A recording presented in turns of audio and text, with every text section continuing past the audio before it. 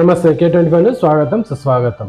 సిద్దిపేట జిల్లా దుబ్బాక నియోజకవర్గం మిరుగుదొడ్డి మండల కేంద్రంలోని ప్రాథమిక ఆరోగ్య ఉప కేంద్రాన్ని గ్రామంలో బీసీ కాలనీలో కాకుండా స్థానిక శ్రీశక్తి భవనంలోని అదనపు గదిలో ఏర్పాటు చేయాలని మండల అభివృద్ధి అధికారిని అలాగే గ్రామ సెక్రటరీని అడగగా సానుకూలంగా స్పందించారని దీని వెంటనే అధికారుల ప్రజలందరికీ అందుబాటులో ఉండేటట్లు అదనపు గదిలో ఏర్పాటు చేయాలని గ్రామ ప్రజలు కూడా మెయిన్ రోడ్డు మీద ఉంటుందని అన్నారని అవసరమైతే జిల్లా డిఎంహెచ్ఓ వరకు వెళ్తామని మాజీ ఎంపీటీసీ సుతారి నరసింహులు అన్నారు.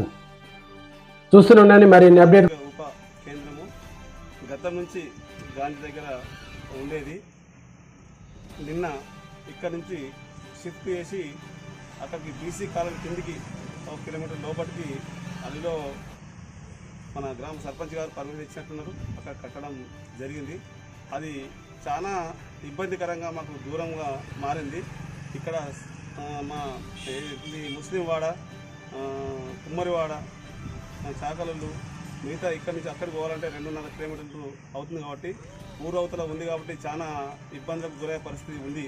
చిన్నపిల్లలు ఉంటారు, షుగర్ పేషెంట్లు, హార్ట్ పేషెంట్లు, చాలా పేషెంట్లు ఉంటారు. కాబట్టి రోజు ఆరోగ్యకు సంబంధించిన విషయమే ఉంటుంది. కాబట్టి దాన్ని మళ్ళీ తిరిగి మా గ్రామ పంచాయతీ ఏరియా కానీ లేదంటే మేము ఎంపీడీఓ గారిని కోరినాం.